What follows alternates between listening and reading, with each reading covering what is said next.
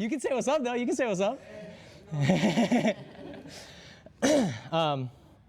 Cool, guys. So this week we've been focusing a lot on escaping negative bottom positions. We were working on escaping from side mount, escaping from knee on belly and knee ride last night. So what we're going to work on today is a little bit more conceptual. We're going to be focusing on dealing with pop-ups. So meaning like dealing when people pop up to knee on belly. So we're going to go over 3 different sort of concepts that you can utilize to prevent people from popping up.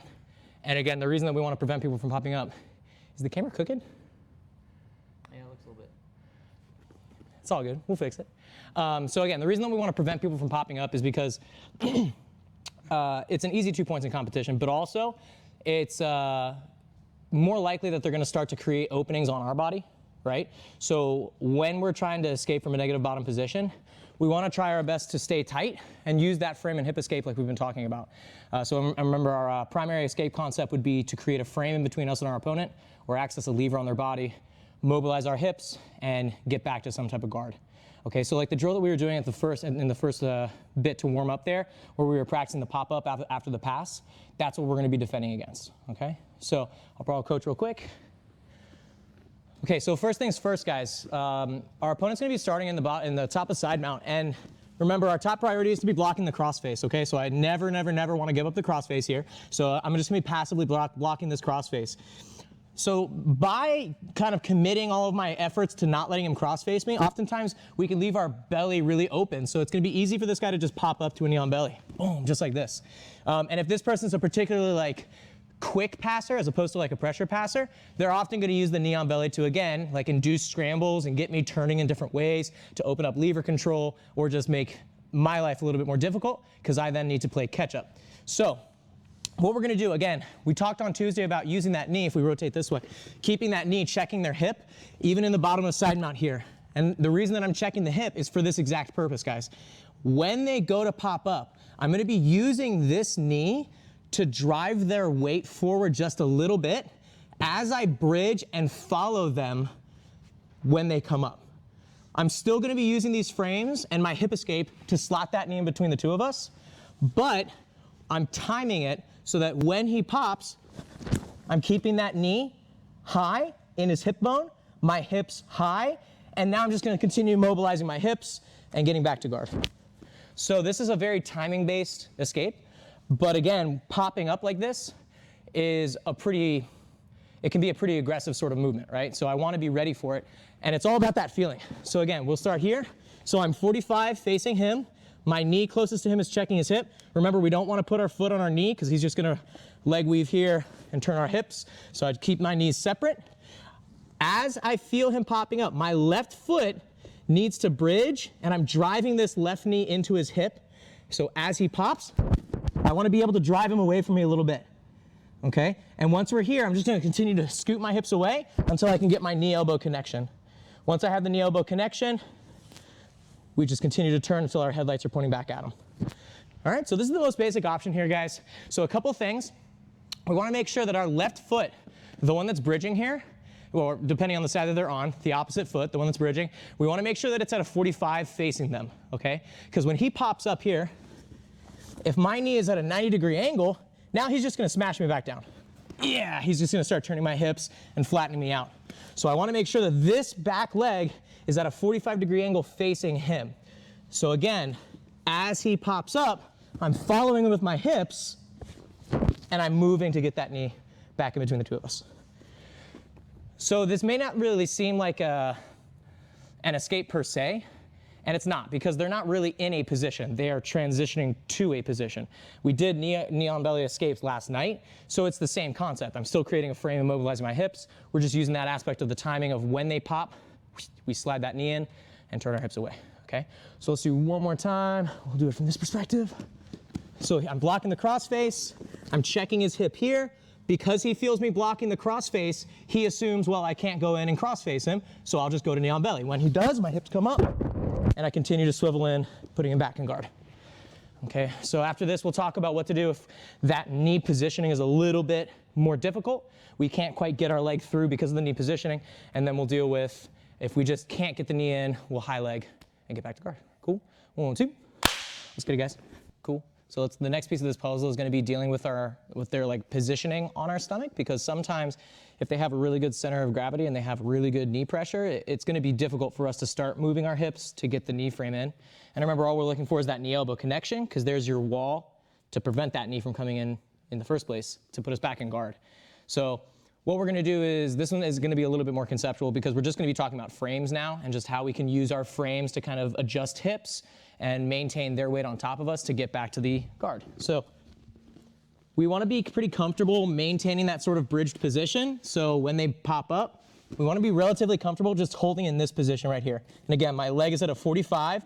If my leg starts to go 90, then he's just going to flatten you out. So I want to make sure that this, again, this is a post. It needs to match the force vector. So I'm driving into him this way. So my hands, when he pops up, so my hands can be adjusting frames depending on how I need to get this guy away from me, okay? So if I'm here and I just don't feel comfortable and I can't pull this knee back in, my hands can be adjusting. I can be framing on the knee. Our primary frame is going to be over here on this opposite leg. And the reason for this is because by holding this opposite leg, watch, as I start to extend, see how that naturally pushes his body off of me. So come into me there, coach. As I start to extend, that naturally pulls that knee away. So that's going to help us get some more space. Starting here with the cross-face block is good. But again, when he pops up, this is only a momentary measure to put us back in guard.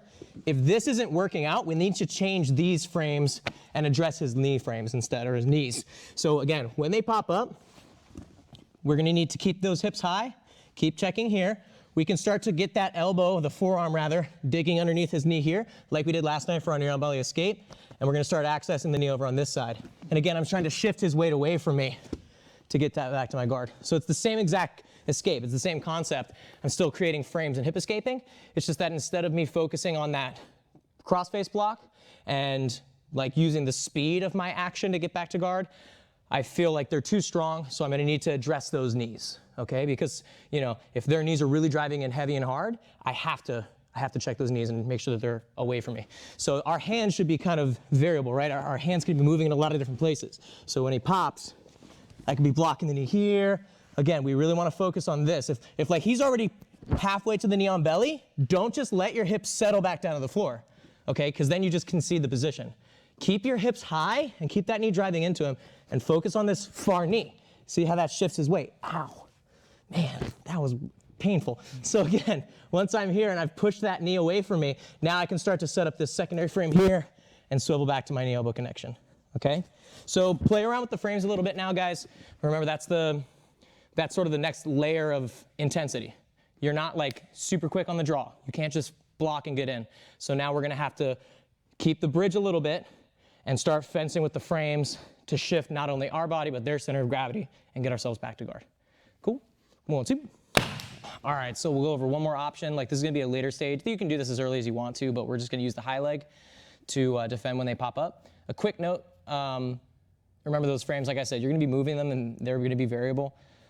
In no-gi, obviously, there's less material to grab onto, you know, so we can't be looking for sleeves, we can't be looking for collars, but we can still be framing on the chest, on the neck, things like this. We talk about this a lot normally in guard retention, but we want to make sure that when we are framing on those parts of the body, bigger pieces of mass, I want to make sure that I'm not framing with my fingers, right? Because if we, come on over here real quick, coach. So let's say I'm here, he pops, I'm in this position. If I'm framing on his legs and I'm using my fingers, then this is a lever. When he drops his weight down on top, that's gonna break my wrist.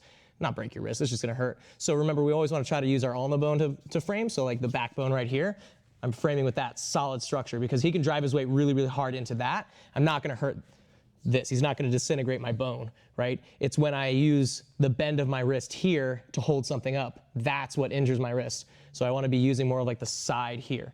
All right, and that's just gonna be better in no-gi since there's nothing I can really grab onto. You know, they won't have the pants normally, so I'll be here framing, the neck, right, whatever I can get to. I just wanna make sure that I'm clear on my options for lever control, right? If I'm giving up lever control and allowing him to get into like Kimura control and stuff like that, then that's not gonna be very beneficial. So I wanna try to keep the levers hidden, right? Elbows in nice and tight. That's why we like the knee and the elbow and the knee here, and then reaching over on this side to use as the shift to get back to guard.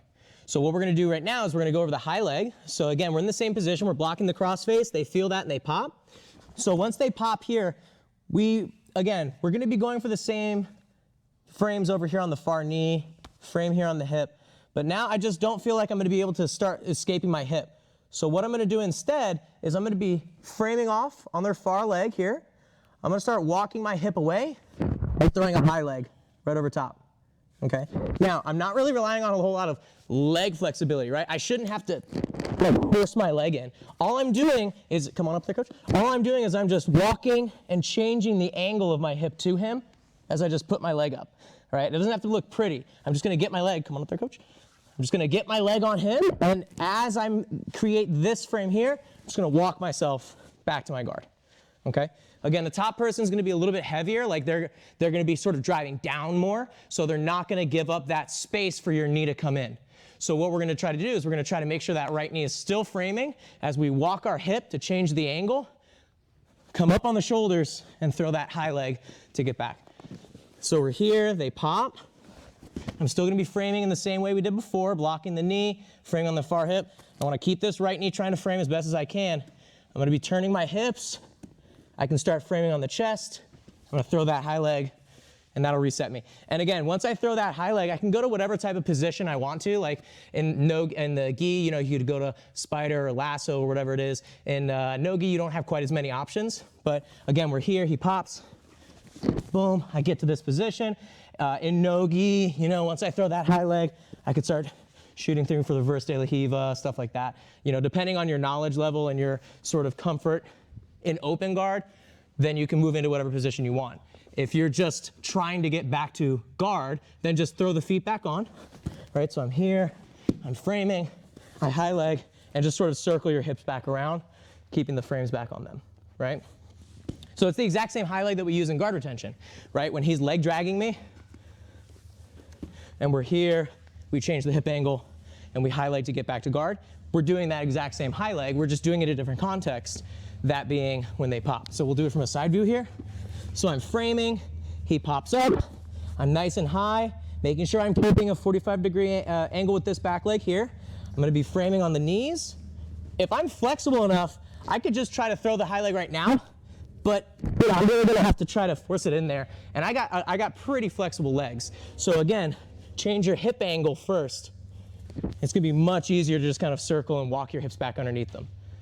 Cool, so we'll go one more time. Let's do it from the rear here. Oh, is that for me?